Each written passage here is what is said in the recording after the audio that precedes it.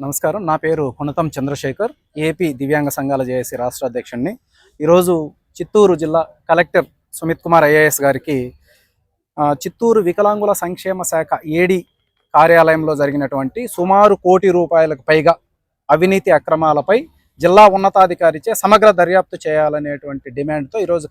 జిల్లా కలెక్టర్ గారికి ప్రజా సమస్యల పరిష్కార వేదిక నందు జేఏసీ నాయకుల ఆధ్వర్యంలో ఫిర్యాదును కలెక్టర్ గారికి అందించడం జరిగింది. ముఖ్యంగా ఏడీ వినోద్ గారు చిత్తూరు జిల్లాలో బాధ్యతలు చేపట్టిన నాటి నుంచి కూడా ఈ రోజు వరకు రాష్ట్ర కేంద్ర ప్రభుత్వాలకు సంబంధించినటువంటి ప్రభుత్వ పథకాల నిధులు ఏవైతే ఉన్నాయో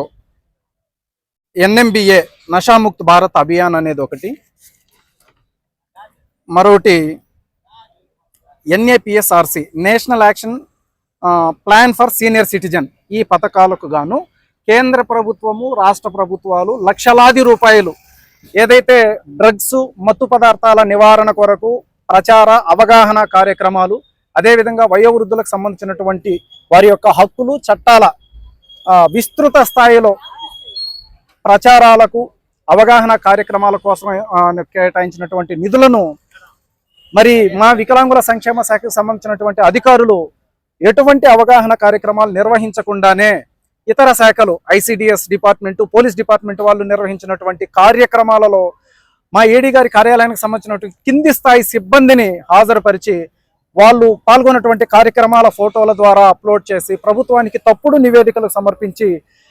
దగ్గర ₹1 కోటి పైగా ఈ నిధులను స్వాహా చేయడం జరిగిందనేది ప్రాథమికంగా మేము నిర్ధారించుకున్న తర్వాత సాక్ష్యాధారాలతో సహా ఈరోజు కలెక్టర్ గారికి ఫిర్యాదు చేయడం జరిగింది. అదేవిధంగా చిత్తూరు నడిబొడ్డున లక్ష్మీనగర్ కాలనీలో ఏదైతే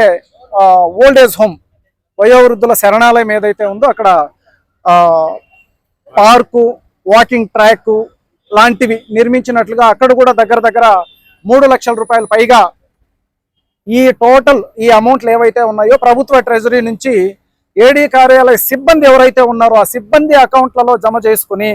ఆ సిబ్బందికి సంబంధించిన కుటుంబ సభ్యుల అకౌంట్లలో జమ చేసుకుని దీనిని పూర్తిగా వీళ్ళు స్వాహా చేసి సొమ్ము చేసుకున్నట్లుగా మేము ప్రాథమిక నిర్ధారణకు వచ్చిన తర్వాతనే దీనిపైన పూర్తి స్థాయిలో ఇప్పుడు ఏదైతే తిరుపతి బ్లైండ్ హోమ్, అలాగే మన చిత్తూరు DMHO కార్యాలయం ఎదురుగా ఉన్నటువంటి దివ్యాంగ బాలికల హాస్టల్ నందు కేవలం 7-8 మంది దివ్యాంగ విద్యార్థులు ఉంటే అక్కడ కూడా దాదాపు 40-50 మంది ఉన్నట్టుగా ప్రభుత్వానికి తప్పుడు నివేదికలు పెట్టి ఏదైతే ప్రభుత్వ నిధులను స్వాహా చేసి సొమ్ము చేసుకుంటున్నటువంటి ఈ అవినీతి అక్రమాలపై పూర్తి స్థాయి సమగ్ర దర్యాప్తు జరిపి ఖచ్చితంగా అవినీతి అక్రమాలకు పాల్పడినటువంటి అధికారి ఎవరైనా సరే వాళ్ళపైన చట్టపరమైన చర్యలు తీసుకోవాలని చెప్పనేసి ఈరోజు కలెక్టర్ గారిని కోరడం జరిగింది. మరి అదేవిధంగా ఇదే ఏడీ గారు ఏదైతే వికలాంగుల సంక్షేమ శాఖ కమిషనర్ రవిప్రకాష్ రెడ్డి గారు విజయవాడలో ఉంటారు, మరి ఆ కమిషనర్ గారే నా వెనకాల నాకు సపోర్ట్గా ఉన్నారు కాబట్టి నన్ను ఎవరు ఏమీ చేయలేరనేసి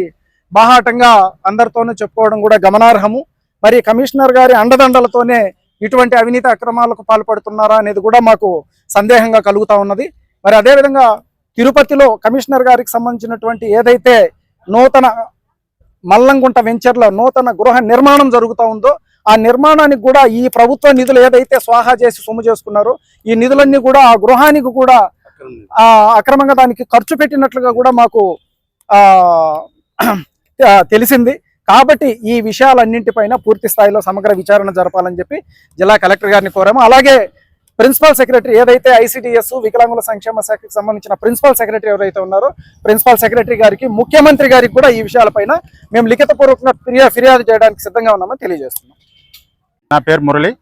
నేను వికలాంగుల జేఏసీ రాష్ట్ర వైస్ ప్రెసిడెంట్ మాట్లాడుతున్నాను. ముఖ్యంగా ఈరోజు గౌరవులైన కలెక్టర్ గారిని కలిసి మా యొక్క వికలాంగుల సంక్షేమ శాఖలో జరుగుతున్న అవినీతి గురించి ఈరోజు మన కలెక్టర్ గారికి ఫిర్యాదు చేశాము. దీంట్లో ఒక దురదృష్టం ఏమంటే మన రాష్ట్ర ప్రభుత్వం అవినీతి లేకుండా పరిపాలన చేయాలని ఒక మంచి దుర్దేశంతో మంచి ఒక ఉద్దేశంతోనే ఈరోజు ఇలా యొక్క కార్యక్రమం మా యొక్క వికలాంగుల సంక్షేమ శాఖలో దగ్గర ₹1 కోటి అవినీతి జరిగిందని చెప్పుకునే దానికి బాధపడుతున్నాము, చింతిస్తున్నాము. కావున ఇటువంటి అధికారులు ఉండడం వల్ల రాష్ట్ర ప్రభుత్వానికి కానీ కేంద్ర ప్రభుత్వానికి కానీ చెడ్డ పేరు వస్తుంది. కావున పై అధికారులు దీని మీద గమనించి దీన్ని తక్కువ విచారణ చేసి ఆ యొక్క అధికారులకి కఠిన శిక్షణ ముఖ్యమంత్రి సొంత జిల్లాలో ఇలా జరుగుతుంటే మిగతా జిల్లాలలో ఎలా జరుగుతుంది అనేసి మా యొక్క సందేహంగా ఉంది. అందువల్ల రాష్ట్ర ప్రభుత్వం దీన్ని చొరవ తీసుకొని ఇటమైన అధికారులని కఠినంగా శిక్షించి వాళ్ళకి తగిన గుణపాఠం కల్పించాలనేసి మా యొక్క దివ్యాంగుల జేఏసీ తరఫున విజ్ఞప్తి చేస్తున్నాం. దీని మీద